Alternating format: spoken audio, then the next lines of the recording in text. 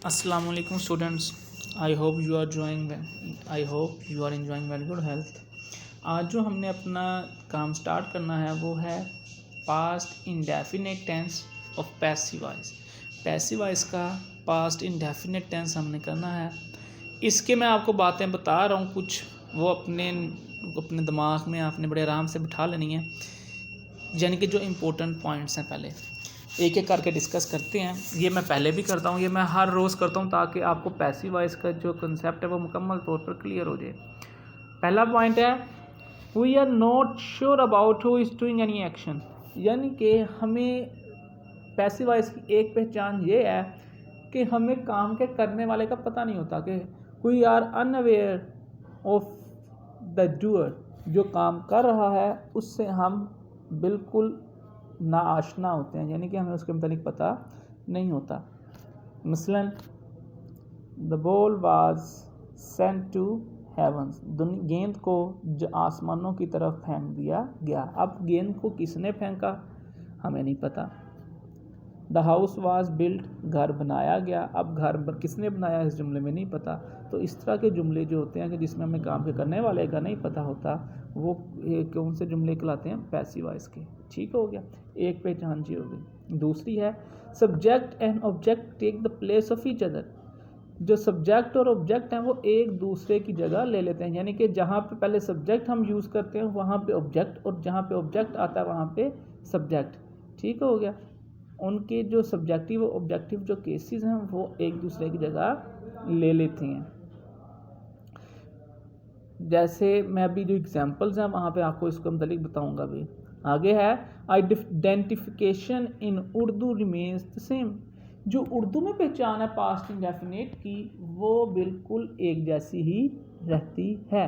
मसलन उर्दू में present indefinite के अंदर पास्ट इंडेफिनिट की उर्दू की जो पहचान है एक्टिव वॉइस के टेंसेस में वो क्या थी कि जुमले के आखिर में अलिफ छोटी और बड़ी आता है। तो इसी तरह से यहाँ पे भी अलिफ बड़ी और छोटी आएगी, जैसे किया, आया, गया, पिया, सोया, नाश्ता था, थी, थे। था, थी, थे जो है ये भी आ सकता है, लेकिन देखो था, थी, थे में भी लास्ट में अलिफ छोटी और बड़ी है, इसलिए था, थी की जगह पे अलिफ बड़ी है छोटी है का लिया जाता है। मसलन मैं एक उर्दू में जुमला बोलता हूँ, मैंने खाना खा लिया। ठीक है, अब खा लिया अलिफ आ रहा है, तो ये कौन सा है? Past indefinite. खा लिया था या खा लिया, ये एक ही बात है। ठीक है, अब नीचे आ गया फॉर्मूला, यानी कि बनाने का तरीका।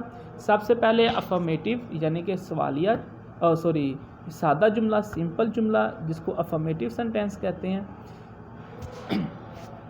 ऑब्जेक्ट स्टार्ट में आ गया। मैंने आपको बताया था कि ऑब्जेक्ट और सब्जेक्ट जो है वो एक दूसरे की जगह ले लेते हैं। ऑब्जेक्ट स्टार्ट में आ गया, उसके बाद हेल्पिंग वर्ब पास्ट इंडेफिनिट में और पास्ट कंटिन्यूस दोनों में जो हेल्पिंग वर्ब यूज होता है वो सेम होता है, यानी कि वाज और वर, प्लस वर्ब की थर्ड फॉर्म जो कि हर पैसिव वॉइस के अंदर आती है, प्लस बाय और प्लस सब्जेक्ट, यानी object plus helping verb was were plus verb की थर्ड फॉर्म प्लस बाय और प्लस सब्जेक्ट। ठीक हो गया, ये है सादा जुमला, इसका फार्मूला।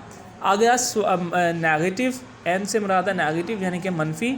ऑब्जेक्ट स्टार्ट में plus वाजवर plus note plus verb की थर्ड फॉर्म प्लस बाय और प्लस सब्जेक्ट। सब्जेक्ट और ऑब्जेक्ट जो हैं वो एक दूसरे की जगह ले लेते हैं। आगे है इंट्रोगेटिव, जिसको आप इंटरोगेटिव भी कहते हैं। आई से मुराद है इंट्रोगेटिव सेंटेंस। तो इस इंटरोगेटिव सवाल जुमले में क्या होता है? हेल्पिंग वर्ब स्टार्ट में आ जाता है, वो वैसे ही है कि हेल्पिंग वर्ब स्टार्ट में आ गया, बाकी सब कुछ वैसे ही, वर्ब की थर्ड फॉर्म भी वैसी, ऑब्जेक्ट भी वैसी, बाय भी वैसी और सब्जेक्ट भी वैसे का वैसे ही रहता है। नेगेटिव इंट्रोगेटिव एन आई सवालिया मनफी। सवालिया मनफी में मैंने आपको बताया हुआ है कि कुछ भी नहीं होता, जो सवालिया जुमले का फॉर्मूला होता है वो ही सवालिया मनफी का होता है। बस क्या होता है, ऑब्जेक्ट के बाद नोट आ जाता है। तो ये देखो वाजवर हेल्प स्टार्टिंग में ही plus object plus note plus verb की थर्ड फॉर्म प्लस बाय और प्लस सब्जेक्ट। ये तो थे इसके बनाने के तरीके, यानी कि फॉर्मेशन, फार्मूलाज जिसे कहते हैं। ठीक हो गया, अब एग्जांपल्स देख लेते हैं, इससे हमें मज़ीद एक्सप्लेन हो जाएगी। हाउस वाज मेड, घर बनाया गया था या घर बनाया गया। घर बनाया गया, हाउस वाज मेड। अब इसमें बनाने वाले का नहीं पता कि किसने बनाया था घर। ठीक है। जब घर किसने बनाया था ये पता ही नहीं है, तो ये सेंटेंस कौन सा सेंटेंस होगा? पैसिव वॉइस सेंटेंस होगा। ठीक हो गया। हाउस ऑब्जेक्ट है, was helping verb, made verb की थर्ड फॉर्म, मेक, मेड और मेड। ठीक हो गया, यानी कि object plus helping verb plus verb की थर्ड फॉर्म। बाय और सब्जेक्ट हमने इसलिए नहीं लगाया क्योंकि वो हमारे पास पता ही नहीं है जुमले में कि है कौन है। आगे, ही वॉज बीटन बाय मी, उसको मुझसे मार पड़ी या मैं उसको मेरी तरफ से मार पड़ी। अच्छा, अब ये इसको अगर सादा जुमला बनाना हो तो इस सादा जुमला कहोगे मैंने उसे मारा, मैंने उसे मारा, ये है एक्टिव वॉइस का। तो उसका जो पैसिव इसका एक्टिव वॉइस की जो इंग्लिश होगी वो क्या होगी? मैंने उसे मारा, I beat him. Simple, I beat him, मैंने उसको मारा। अब इसको पैसिव वॉइस में करना है, तो पैसिव वॉइस में क्या होगा? उसको मेरी तरफ से मारा गया। तो उसको मेरी तरफ से मारा गया, तो ये क्या हो गया? पैसिव वॉइस हो गया। तो इसको पैसिव वॉइस जब इसका जुमला बनाएंगे तो हिम ऑब्जेक्ट था वो स्टार्ट में आ जाएगा सब्जेक्ट के तौर पे, तो वो सब्जेक्ट के तौर पे इसका मतलब है हिम से ही हो जाएगा। तो ही वाज बीटन बाय मी, आई मी में चेंज हो जाएगा। आई सब्जेक्ट था, वहाँ पे जाके ऑब्जेक्ट के तौर पे यूज़ होगा। ठीक हो गया। आगे है ब्रेकफास्ट वाज मेड बाय हर, उसकी तरफ से नाश्ता बनाया गया या नाश्ता उसकी तरफ से बनाया गया। तो इसको अगर मैं सादा लफ्ज़ों में कहूँ तो एक्टिव वॉइस के अंदर वो क्या होगा?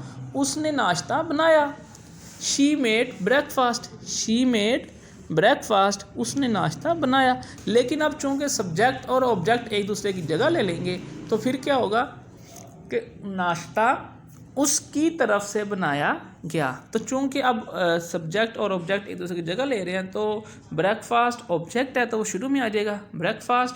हेल्पिंग वर्ब वाज नोट नहीं बनाया गया, मेड बनाया गया बाय हर उसकी तरफ से। Breakfast was note made by हर, नाश्ता उसकी तरफ से नहीं बनाया गया। वर दे सेंट बाय अस, ठीक है। क्या इस वर दे सेंट बाय अस, क्या उनको हमारी तरफ से भेजा जा चुका? ठीक है। अब हमने उनको भेजा, सवाल पूछना था, हमने उसको भेजा, हमने उनको भेजा, तो हमने उनको भेजा यानी कि उनको हमारी तरफ से भेजा गया, पैसिव वॉइस होगा। तो हुई सेंट देम, हुई सेंट देम, सादा जुमला। अब पैसिव वॉइस के अंदर आ जाएगा दे वर दे सेंट बाय अस। ठीक है। अब सादा जुमला क्या है? डिड। अगर मैं जैसे एक्टिव वॉइस का अगर मैं कहूँ तो एक्टिव वॉइस के अंदर जो हेल्पिंग वर्ब है वो क्या यूज़ होता है? पास्ट इंडेफिनिट के लिए डिड होता है ना। तो इसको एक्टिव वॉइस में हमने क्या कहना था? डिड दे, डिड हुई सेंड देम, डिड हुई सेंड देम, क्या हमने उनको भेजा? तो इसको पैसिव वॉइस होगा वर दे सेंट बाय अस। नीचे है was he not sent to England, क्या उसको इंग्लैंड नहीं भेजा गया? अब यहाँ पे भेजने वाले कौन थे जुमले में नहीं पता, क्या उसको इंग्लैंड नहीं भेजा गया? तो इसमें हमें भेजने वाले का पता ही नहीं है, तो इसलिए ये कौन सा है? पैसिव वॉइस का है। 6वां है लास्ट, वाई वर हुई ट्रीटेड बैडली बाय अमेरिकन्स, यानी कि डबल इंट्रोगेटिव, यानी कि WH फैमिली के साथ, कि क्यों हमारे साथ अमेरिका की तरफ से बुरा सलूक किया जाता है, यानी कि क्यों अमेरिका की तरफ से हमारे साथ बुरा सलूक किया जाता है। तो वाई वर हुई ट्रीटेड बैडली बाय अमेरिकन, ये पैसिव वॉइस के जुमले थे। आज पास्ट इंडेफिनिट किया है। इसमें किसी किस्म का कोई मसला मसाइल हो तो you can ask me freely. तो आज के लिए इतना काफ़ी था। Take care of yourself. Bye bye, अल्लाह हाफिज़।